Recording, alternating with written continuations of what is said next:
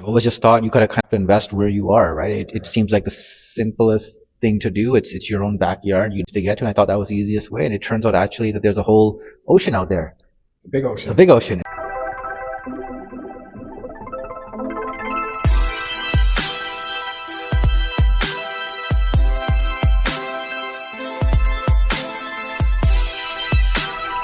Hey everybody, this is Chad Carter from Beyond Borders, and I'm here with my partner Vishal Beatty, and I just wanted to bring us both live to you today, and we're going to talk a little bit about Beyond Borders and our origin story, and how we got to know each other, and our background stories. I'll introduce Vishal. All right. Thank you so much, Chad. Chad and I had known each other for a little while, a couple years, and we were connected online through social media, and I was taking a walk in my neighborhood 2 years ago, maybe summer of 2021. Yeah.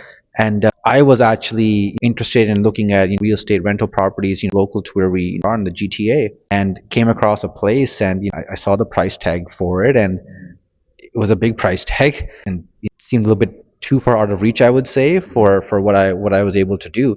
And as I was doing my walk, I just happened to be scrolling Instagram, and I came across Chad's Instagram story, your story there. Yeah. And I saw this picture of a property, and at first I wasn't sure what I was looking at, but it seemed like it was something based on investment. And I sent you a message, say, hey, we haven't talked in a long time. How are things going? What do you got going on over there? And it turns out that we're talking about some of the real estate stuff you were doing across the border in the U.S. And that's what kind of led us to meet up, have a talk, and I got a chance to hear more about what is Beyond Borders investing, right? Because I've always just thought you kind of have to invest where you are, right? It seems like the simplest thing to do. It's your own backyard you to get to, and I thought that was the easiest way. And it turns out actually that there's a whole ocean out there. It's a big ocean. It's a big ocean, and but there's no exposure to that, and there's no easy way to find that information out. That's what led us to talking, meeting, and partnering up, and bought a couple of properties together now. How would you say that process is to buy, let's just say, your first property in the U.S.? How did that go for you, and how did you think it went? It's initially it feels a little bit scary because it's in a different country and there's different rules, and I wasn't sure what that process was going to be like. But going through it kind of with you, like having someone to guide you who's been there and done it, that made it a lot easier, because I think it would have been a much slower process, because I would have been second, third guessing myself a lot. Because it is a step. If you don't have that, if you don't know someone who's kind of done it, you're doing it all on your own, sometimes it is a little bit scary. And so having someone who's done it, I can still say, hey, a roadmap has kind of been done, a pathway has kind of been done, and here's examples of how it's been done. I felt more comfortable, and so it's easier for me to just say, oh, great, now I can learn the process. The process itself is pretty much relatively the same, but it's just that it's a different country. That's all it was. But I think having been with someone who's kind of gone through that process, that helped make it a lot smoother for me. How was getting financing for the first deal that we did together? It actually wasn't that bad. I think we got it through, was it RBC, I believe, one. And it actually was relatively straightforward. I would say, to be very honest, much easier than the experience I had with the local bank. And the local bank said then the local bank is my own personal bank. And they, as soon as I told them what I wanted to do, right away, he got the red flag of, oh, we don't really like the banks don't really like this idea, right? We wouldn't be overly supportive of this idea. How important, now that we've got two together already, in a relatively short period of time,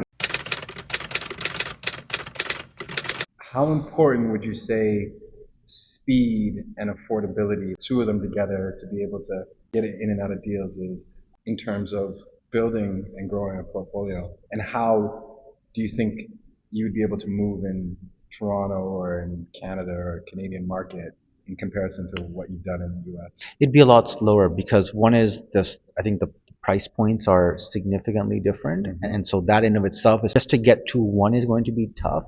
And then once that's done, it's going to take a long while to probably reload again to get to the next one, right? So it's going to be slow. Talking about I want many units or places, it's going to take time to kind of do that. And I can only imagine, I think that the hurdles are going to be even tougher to kind of just get that next approval. It's just a little bit harder here, I feel like. Just because my first experience was with zero, I was not exactly getting a very encouraging tone of voice, 100%. right? They were kind of just dissuading me from that one. So I can only imagine if you happen to land on one, how much harder would it be to get to two, To two. right? And then Yeah. also the time. And so I think that that's a big hurdle when you're trying to build and scale. You'd like to kind of be able to get the wheels kind of moving, and Right. as they're on the train, you kind of Yeah. keep going and going. I think the biggest and most important, or one of the most important elements to investing and growing a portfolio, especially in real estate, is how fast you could move. And because certain markets in the US, the entry level or the barrier to entry as far as what you're purchasing is so much lower, you can get in so much quicker, right? And once you're in, that allows you to kind of build a little bit of equity. You can renovate. There's different ways that you could try to extract a little bit more capital quicker and to move into that next deal and then that next deal and then next deal. And that's what we're looking at right now. I think if you have a lot of money or money is unlimited or you can source a lot of money, then of course working in a city like Toronto or Vancouver or one of the big markets in Canada is great because then you can move if you have a lot of capital.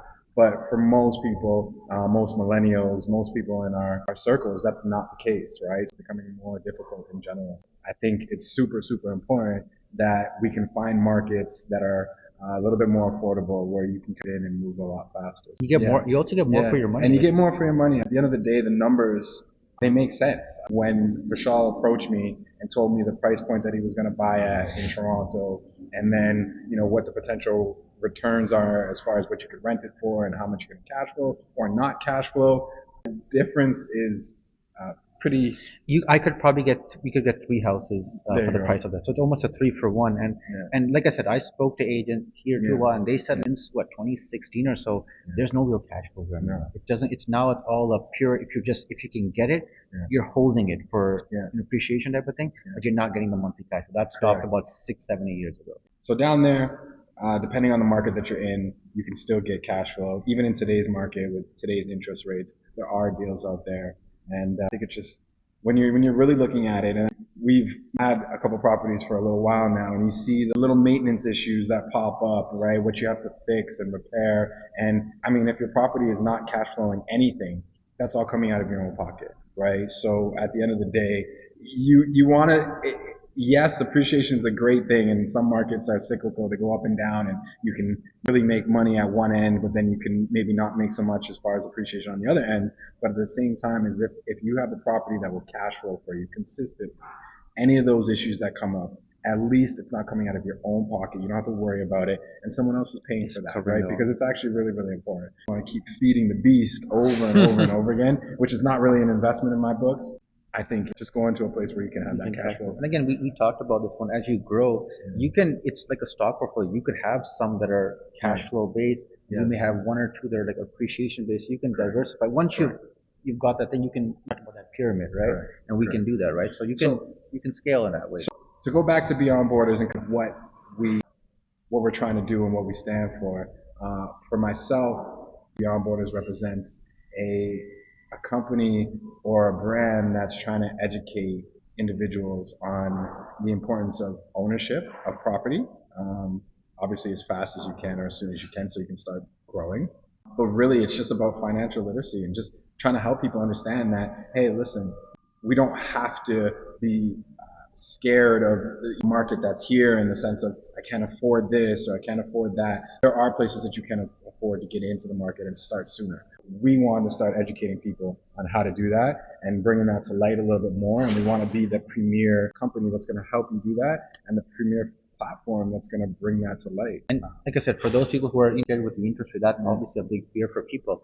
We're reaching that point where the upper limit of where you can go with those, right? There's only so much you can go before you just start toppling down the economy anyways. We're reaching that point, so we're going to start to flip in the other directions. Now is always a good time to get in, but we're moving in that direction. So it's always a good time now to start to think about this. I'm in my late 30s. I say now, I didn't know enough. Maybe I didn't care enough in my late 20s. I wish if I could take 10 years and go back and be doing this 10 years ago, I would have loved to have had the awareness of it and maybe just had the literacy. I didn't. I was just so focused on what I was doing in the day-to-day moment. This stuff was out of my view. The earlier that you get in, the earlier everything multiplies. That's the time is the great equalizer. At the end of the day, get off the sidelines, get into it, and let us know. I mean, Don't buy that fancy car. yeah, put it into a piece of property. Put it into something that's gonna appreciate in value. The car goes down and the properties kind of go up. They go in opposite directions. Yeah. That's kind of what we wanted to jump into a little bit today, just what we stand for and how this Beyond Borders is going to grow. And that's what we wanted to bring to you guys today. We're looking forward to getting to know you guys better and come on this journey together. Thanks.